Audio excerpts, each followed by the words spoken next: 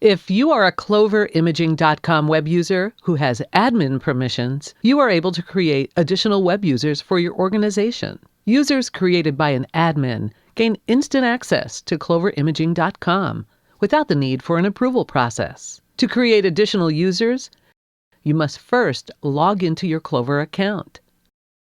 Verify that you have admin permissions by scrolling down to the My Web Users Permissions section on the dashboard. If you don't have admin permissions, it may be that there is already an admin for your organization. In that case, you will see the name and contact email for that person.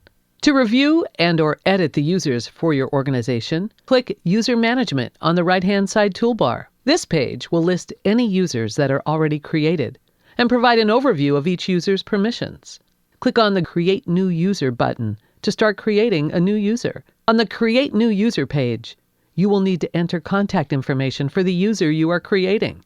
To speed up the process, if the user has the same company information as you, click on the Use Same Company Details as Mine button. Enter the user's first name, last name, and phone number.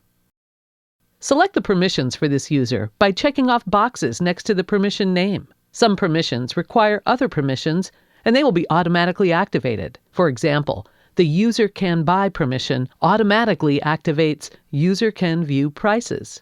Enter the user's email and the password. If you prefer, you can click on Generate Random Password. Once you click the Save button, an email will be sent to the user you just created. This email will contain all the information required for logging into the Clover Imaging website. You can review the user list by clicking on the Users List button. You will now see the new user in the list. From here, you can edit or delete a user. Deleted users are stored in the Deleted Users page, which you access by clicking on the View Deleted Users.